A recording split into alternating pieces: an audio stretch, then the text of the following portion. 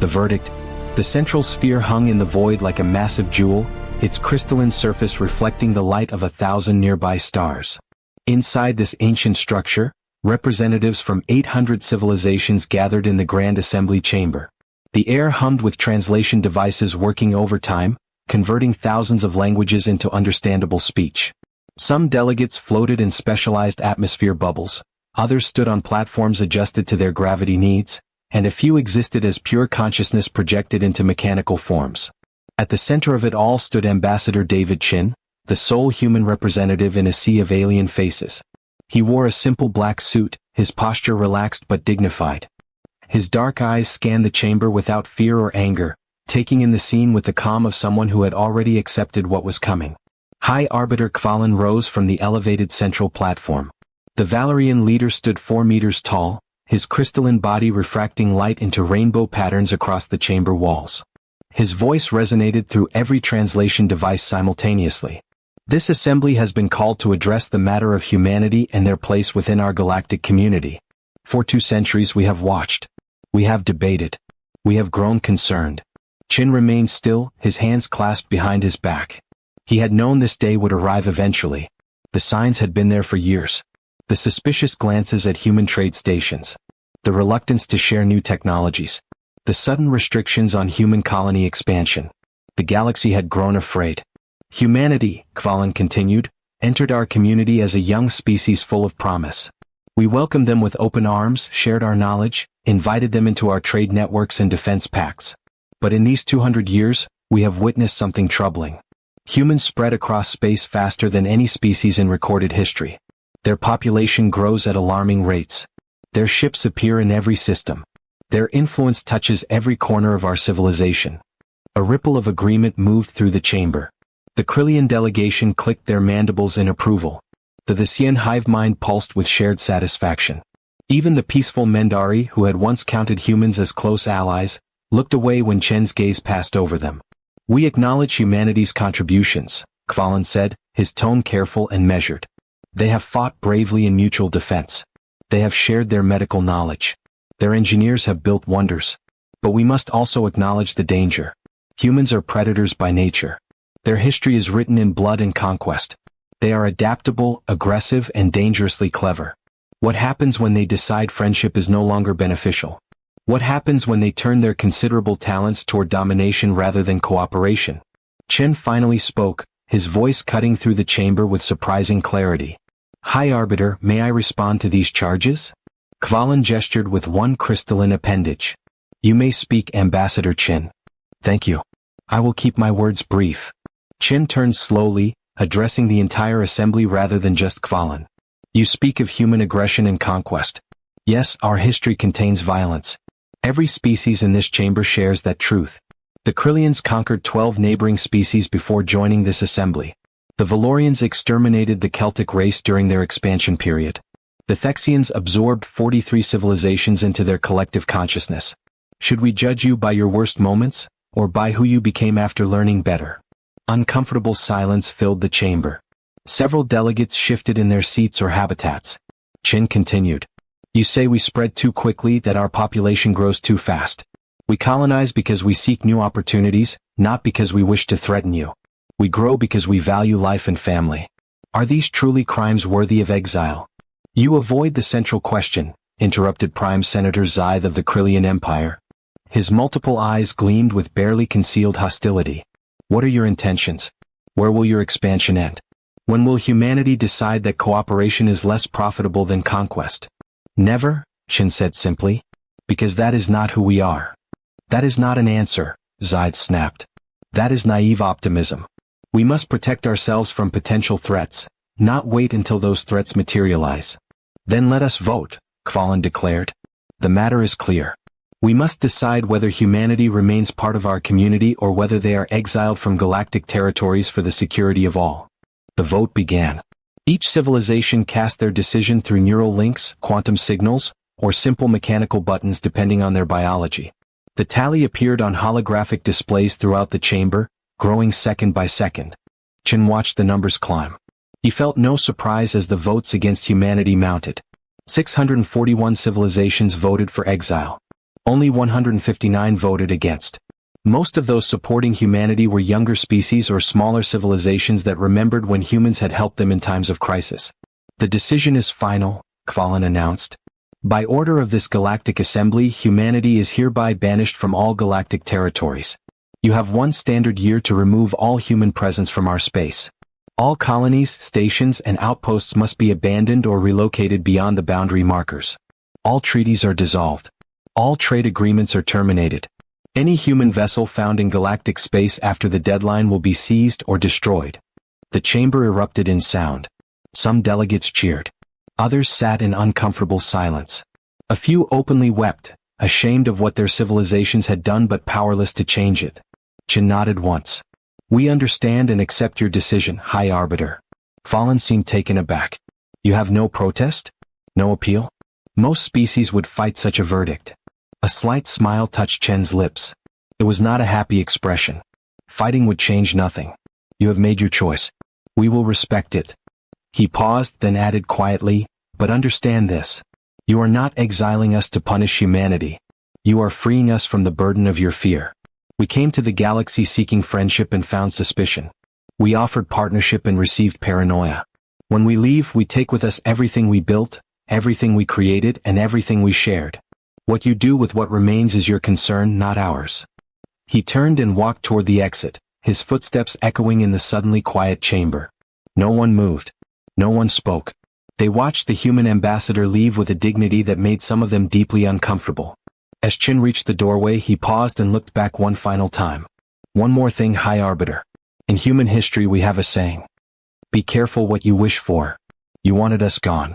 Now you will learn what the galaxy looks like without humanity in it. I hope you find it to your liking. Then he was gone, the doors closing behind him with a soft hiss. The silence lasted only moments before arguments erupted. Some delegates demanded Chin be brought back for his presumptuous final words. Others defended humanity's right to dignified departure. A few sat in their seats, a growing sense of unease settling over them. Elder Torvin of the Mendari slowly rose from his seat. The ancient being had lived for 800 years and held more wisdom than perhaps any other delegate in the chamber. His voice, when he spoke, carried the weight of centuries. We have made a terrible mistake today. Nonsense, Zaid snapped. We have protected ourselves. Have we? Torvin's aged eyes swept the chamber. Or have we simply revealed our own weakness? Humanity never threatened us with weapons or fleets. They threatened us by being better than us at the things we valued. Better engineers. Better doctors. Better diplomats. Better soldiers when needed. We have not exiled them for being dangerous. We have exiled them for making us feel inadequate. That is your opinion, Elder? Kvalin said stiffly. The vote stands. Humanity will leave, and we will continue as we did before they arrived. Torvin shook his head slowly. Before they arrived, we were a galaxy constantly at war. Before they arrived, plagues regularly devastated entire civilizations. Before they arrived, we struggled with problems that humans solved within years of joining us. Do you truly remember what we were before humanity? Or have you forgotten because their presence made everything easier? No one answered. The assembly dispersed slowly, delegates returning to their ships and homeworlds. Most felt satisfied with the outcome. A few felt guilty. And a very small number felt a creeping dread they could not quite name. On Earth, President Sarah Martinez addressed the entire human species through every communication channel available. Her message was broadcast to Earth itself, to the moon colonies, to Mars, to the mining stations in the asteroid belt, to the distant colonies orbiting other stars. My fellow humans, she began, her voice steady and strong. Today the Galactic Assembly voted to exile us from their space. They have given us 1 year to leave. Many of you will feel angry. Some will feel hurt. Others will want to fight. I am here to tell you that we will do none of these things. She paused, letting her words sink in across billions of listeners. Instead, we will leave with our heads held high. We will take everything that belongs to us. Every ship we built. Every station we constructed. Every piece of technology we created. Every medical treatment we discovered. Every system we designed. All of it comes with us. The galaxy wanted us gone, so we will give them exactly what they asked for. President Martinez stood from behind her desk and walked closer to the camera. For 200 years, we tried to prove ourselves worthy of galactic citizenship. We shared freely. We helped endlessly. We fought battles that were not ours to protect species that feared us anyway. We did everything right and it was not enough. So now we will do something different. We will leave and we will build something new. Something better. Something entirely ours. Across human space, people watched in silence. In the streets of New Beijing, crowds gathered around public screens. In the agricultural domes of Mars, farmers paused their work. In the deep space mining stations, workers floated in zero gravity, listening to their president's words. The galaxy thinks empty space will destroy us, Martinez continued. They think we cannot survive without their protection and their trade. They do not know us at all. Humans have survived ice ages and asteroid impacts. We have survived plagues that killed half our population. We have survived world wars and near extinction. Empty space does not frighten us. It never has. She smiled then, and it was a fierce expression full of determination. In 1 year there will be no human presence in galactic territories. We will take our families, our knowledge, our dreams, and our courage into the unknown. And there, beyond the reach of those who fear us, we will build a civilization that will make our ancestors proud. The galaxy wanted us gone. They are about to discover that losing humanity is a far worse fate than accepting us. The message ended. Within hours, the greatest migration in human history began. Ships launched from every human world. Massive colony vessels carrying millions.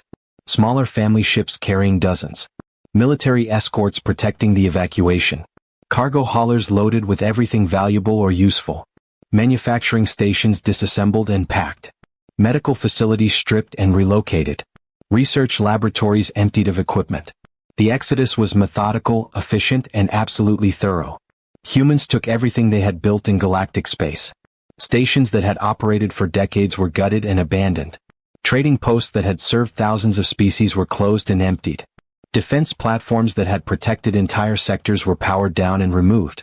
The galaxy watched with satisfaction. The human problem was solving itself peacefully. No war. No conflict. Just a quiet departure. But a few observers noticed something odd. The humans were not just leaving. They were being selective about what they left behind.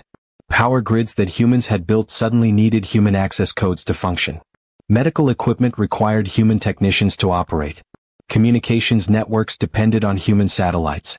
Trade software needed human programmers to maintain. None of this seemed important at the time. The galaxy assumed they could figure it out themselves. They had survived before humans arrived. They would survive after humans left. They had no idea how wrong they were. The human fleet gathered at the edge of galactic space. 2 billion people across thousands of ships. They organized into flotillas, established communication protocols, and prepared for the longest journey any human civilization had ever attempted. Admiral James Park stood on the bridge of the Exodus 1, the flagship leading humanity into the unknown. Around him, displays showed the status of every ship in the fleet. All systems were green.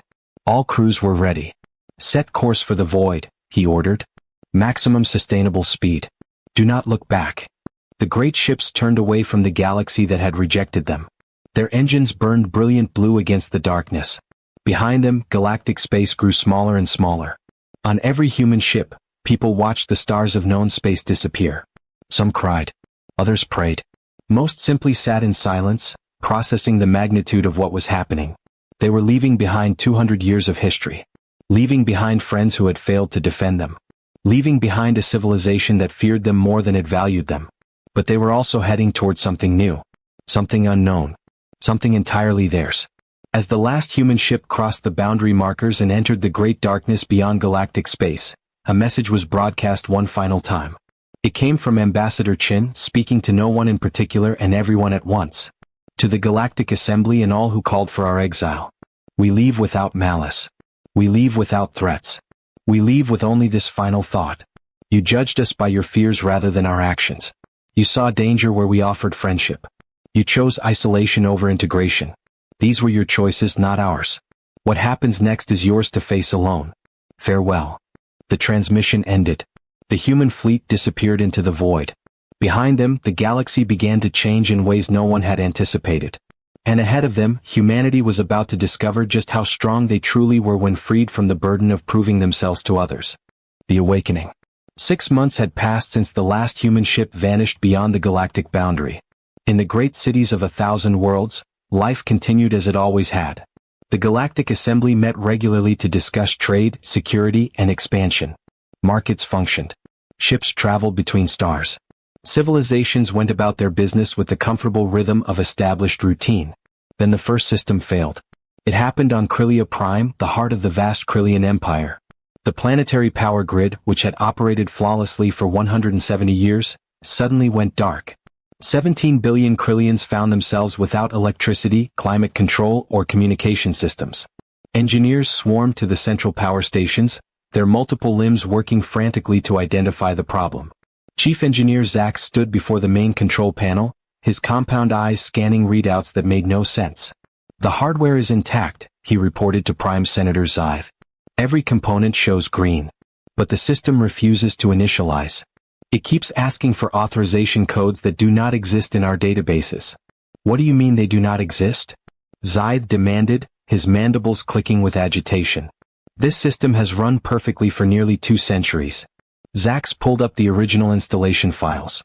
His body went rigid as he read the documentation. "Senator, this grid was designed by Human Engineering Collective. The core operating system was licensed to us under a renewable agreement. According to these files, when humanity left galactic space, the license automatically terminated. The system locked itself down." Zythe's eyes blazed with fury. "This is sabotage. This is an act of war."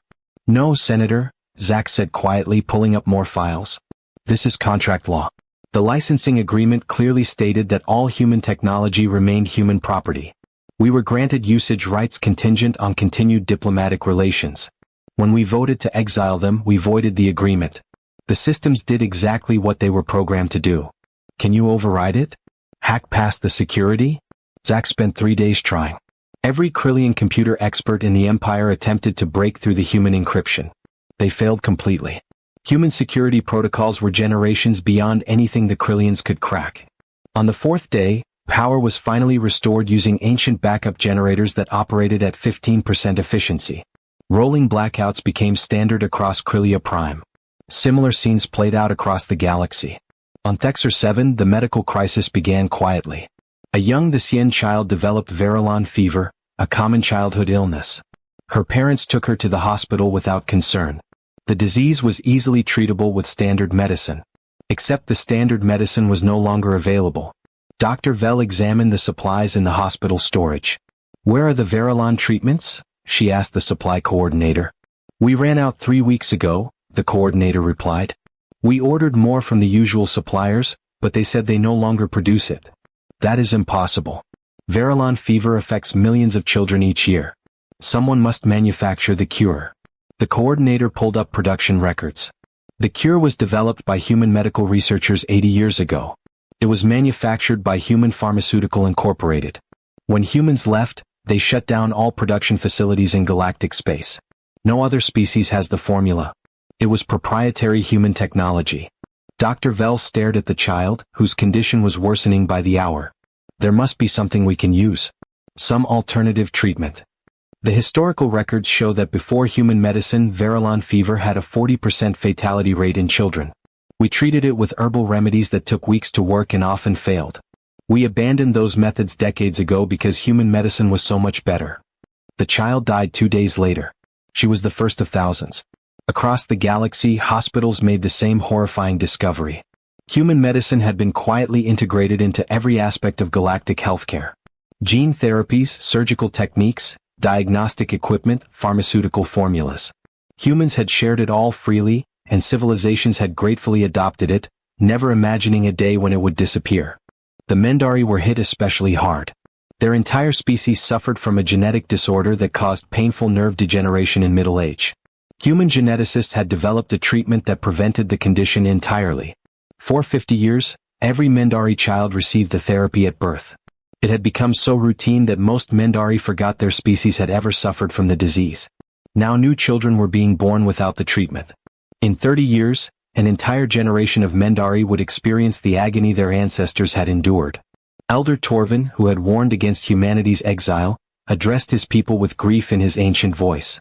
"We chose fear over friendship. Now our children will pay the price for our cowardice." The economic collapse came next. The galactic trade network had evolved over millennia, but humans had revolutionized it. Human merchants had established the most efficient shipping routes. Human programmers had created the standardized trading software that every species used. Human stations had served as neutral meeting points where even hostile civilizations could conduct business safely. When humans left, they took it all. The trading software stopped functioning. Shipping routes became chaotic without human traffic control. The neutral stations were abandoned and dark. Civilizations that had relied on smooth trade suddenly found themselves unable to conduct basic commerce. The Valerian crystal markets crashed first. Trillions of credits vanished in a single day. The Visian Collective, which had built its entire economy on trading with dozens of species, watched its financial system implode. Smaller civilizations that depended on galactic trade for survival faced immediate famine. High Arbiter Kvalan called emergency assembly sessions every week. Each meeting brought worse news. The massive chamber, once filled with 800 delegations, now held barely 300 representatives. The rest were too occupied with crises at home to attend. "We must take action," demanded Senator VYXX of the Telonian Republic. Her blue scales rippled with agitation. "Our people are suffering. 3 of our colony worlds have declared independence because we cannot supply them with basic necessities. Our civilization is fragmenting. What action do you propose?" Kvalan asked wearily. The crystalline being seemed duller than before, his light refracting with less brilliance. "The humans are gone. They ignore every message we send. Then we find them and force them to return," VXX snapped. "Send a fleet. Make them understand they have obligations." Elder Torvin laughed bitterly. "Obligations? We exiled them. We told them they were too dangerous to remain among us. Now you want to force them back at gunpoint? Do you not see the absurdity? We had agreements. They provided critical systems. They cannot simply abandon us." "They provided nothing," Torvin said coldly. "They licensed technology. They offered friendship. They asked only to be accepted as equals. We responded by voting to throw them into the void. They have done exactly what we demanded. They left. But they knew we depended on their systems." "Yes. And we knew that when we voted to exile them. We chose to believe we could manage without them. We were wrong." Torvin stood slowly, his aged body trembling. "Do you want to know the truth? Humanity never needed us. We needed them. They brought innovation, energy, and solutions to problems we had simply accepted as unsolvable. They made us better, and we repaid them with fear and rejection. Now we are learning what we truly are without them." The assembly dissolved into arguments. No solutions emerged. No one could agree on anything except that the situation was becoming catastrophic. Meanwhile, beyond the galactic boundary, humanity had found something extraordinary. The sector was designated as Region 447 on human star charts. It lay in the vast emptiness between galaxies, far from any known civilization. Human scouts had discovered it purely by accident 3 years before the exile, but they had kept the discovery classified. Now that secret would save humanity. Region 447 contained 300 star systems clustered together in cosmic isolation. 60 of those systems held habitable worlds. Worlds with water, breathable atmospheres, and rich soil. Worlds teeming with plant life but devoid of intelligent species. It was a paradise waiting to be claimed. Captain Maria Santos stood on the surface of the first world humanity would colonize. They had named it New Terra. The sky was blue, the air was clean, and the grass beneath her feet smelled like earth. Behind her, colony ships were landing by the dozens, their massive forms settling onto the plains like metal mountains. "It is perfect," breathed her second officer, Lieutenant Zhao. "I have never seen anything so beautiful." Santos smiled. "Our ancestors dreamed of finding worlds like this. Now we have dozens of them and no one to tell us we cannot claim them." The colonization proceeded with remarkable efficiency. Humans had learned valuable lessons during their 2 centuries in galactic space. They knew how to build sustainable colonies. They knew how to terraform challenging environments. They knew how to establish supply chains and infrastructure. But now they worked without restrictions. No galactic assembly to approve every decision. No regulations limiting how quickly they could expand. No other species to consult before taking action. For the first time in 200 years, humanity was truly free. Cities rose from empty plains within months. Farms spread across continents. Factories began production. Universities opened their doors. Children were born under new skies, the first generation of humans who would never see galactic space. Admiral Park established his headquarters on New Terra's largest continent. From there, he coordinated the settlement of 60 worlds simultaneously. It was the largest colonization effort in human history, and it was succeeding beyond anyone's expectations. "Admiral, we have received another communication from the Galactic Assembly," reported his communications officer. "That makes 47 messages in the past month. What do they want this time?" "The same as always. They request negotiations regarding the restoration of human systems. They offer trade agreements, technology exchanges, and formal apologies." Park considered for a moment. "Send the standard response. Thank them for their message. Inform them that humanity is currently focused on internal development and is not prepared to resume diplomatic relations at this time. Wish them well. That is all. That is all. We owe them nothing more." The officer nodded and left. Park turned to his window, looking out over the growing city below. Human civilization was transforming. Without the need to constantly justify themselves to skeptical aliens, without the burden of proving they were not dangerous, humans were rediscovering who they truly were. Scientists pursued research without needing approval from species afraid of human innovation. Engineers built ambitious projects without regulations designed to limit human growth. Artists created without worrying about offending alien sensibilities. Humanity was blossoming in ways that had been impossible within galactic space. 20 years passed.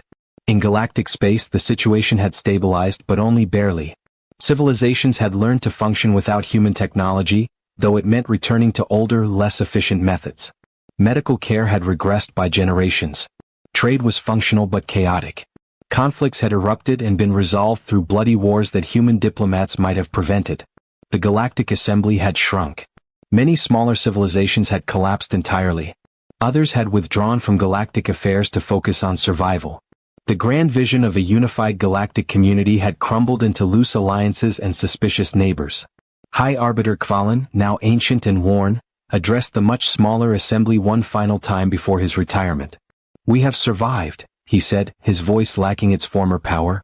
"But we have not thrived. We convinced ourselves that humanity was the danger, but the real danger was our own fear. We saw their strength and mistook it for a threat. We saw their growth and assumed it meant our destruction.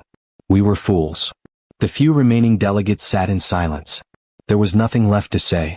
They had made their choice 20 years ago and they were living with the consequences. Then the signal arrived. It came from beyond the galactic boundary, transmitted on every frequency simultaneously. A simple message in every language spoken in galactic space. "This is Ambassador Chin of the Human Federation. We wish to speak with the Galactic Assembly regarding future relations. If you are interested in dialogue, send a delegation to the coordinates attached to this message. Come unarmed. Come in peace. Come ready to listen." The assembly erupted in excitement. The humans had finally responded. Perhaps they could negotiate the return of human technology. Perhaps they could restore some of what was lost. A delegation was assembled quickly. Representatives from 20 major civilizations, including the Krillians, the Thexians, and the Valorians. They were chosen for their diplomatic skill and their willingness to humble themselves before humanity if necessary. The delegation traveled to the coordinates Chen had provided. They found themselves at an unremarkable point in space near the galactic boundary. For 3 hours they waited, wondering if the message had been some kind of mistake. Then space itself seemed to ripple and a ship appeared. It was unlike anything the delegates had ever seen. The vessel was enormous, easily 5 times the size of the largest galactic dreadnought. Its hull seemed to shimmer with energy fields that the delegate's sensors could not identify. Its design was sleek and elegant, speaking of technology far beyond what humanity had possessed 20 years ago. The ship dwarfed the delegates' vessels. They stared in shock at what humanity had built in just 2 decades. A communication channel opened. Ambassador Chin appeared on their screens, but he looked different. He had aged, but he also seemed stronger, more confident. Behind him, they could see a ship interior that gleamed with advanced technology. "Welcome," Chin said simply. "Thank you for coming. I wanted to show you what humanity has accomplished since we left." Ambassador Chin, High Arbiter Kvalan said respectfully. "We are grateful for this opportunity. The galaxy has struggled in your absence. We hoped we might discuss the possibility of humanity returning. We would welcome you back. We would make amends for our past mistakes." Chen's expression remained neutral. "That is not why I contacted you, High Arbiter. Humanity has no intention of returning to galactic space." Silence filled the channel. The delegates exchanged shocked glances. "Then why did you call us here?" asked Senator Zythe, his voice bitter. Chin gestured and the view screen behind him changed. It showed images of beautiful worlds, sprawling cities, massive space stations, and countless ships. I wanted you to see what we have built. 60 worlds fully colonized. A population of 4 billion and growing. Technology advanced beyond anything you possess. A civilization united, prosperous, and free. You wish to make us jealous? Zaid snapped. To mock our suffering? No, Chin said quietly. I wanted you to understand. 20 years ago, you exiled us because you feared we would become dangerous. You feared our growth, our strength, our potential. You were right to fear, but not for the reasons you thought. He leaned forward, his eyes hard. Humanity was dangerous because we made you look weak by comparison. We solved your problems. We exceeded your achievements. We thrived where you merely survived. That was the real threat. Not that we would conquer you, but that we would make you irrelevant. That is not fair, Kvalin protested. We welcomed you. We shared with you. You tolerated us, Chin corrected. You accepted us as long as we knew our place as the newcomers, the junior partners. The moment we began to excel, the moment we showed we might be equals or even superiors, you turned on us. You could not bear to be overshadowed by humans. He stood up from his chair. But here is what you failed to understand. We never wanted to overshadow you. We wanted to stand beside you. We wanted to be friends, allies, partners. You could have had all of this. He gestured at the images of human achievement. We would have shared it freely just as we shared everything else. Can we not share it now? Asked a Mendari representative quietly. Our people suffer without human medicine. Our children face diseases we cannot cure. We made a terrible mistake. Can you not find forgiveness? Chen's expression softened slightly. I do not speak of revenge or punishment. Humanity has moved beyond anger. But we have also moved beyond need. We do not need the galaxy anymore. We have built something better than what we left behind. Then why contact us at all? Fallen asked. Because in another 50 years, humanity will have grown beyond this cluster of worlds. We will expand again. Eventually, our borders will reach galactic space once more. When that day comes, I wanted you to understand what you will encounter. Not the desperate species begging for acceptance. Not the grateful junior partners thankful for your tolerance. You will meet humanity as a superpower, confident in our strength and certain of our place in the universe. Chin paused, letting his words sink in. At that time we will offer you a choice. Join us as true equals, with all the benefits and responsibilities that entails. Or remain separate and we will respect your borders and your independence. But we will never again seek your approval. We will never again try to prove we deserve to exist. We are done with that. The delegates sat in stunned silence. This was not the negotiation they had expected. This was not desperate humans hoping to return. This was a civilization that had transcended the need for galactic acceptance. What of our current situation? Asked Senator VYXX. Millions suffer. Can you offer no assistance? Chin considered. We can offer trade. Fair trade paid for in resources or knowledge. We will not restore what we built before.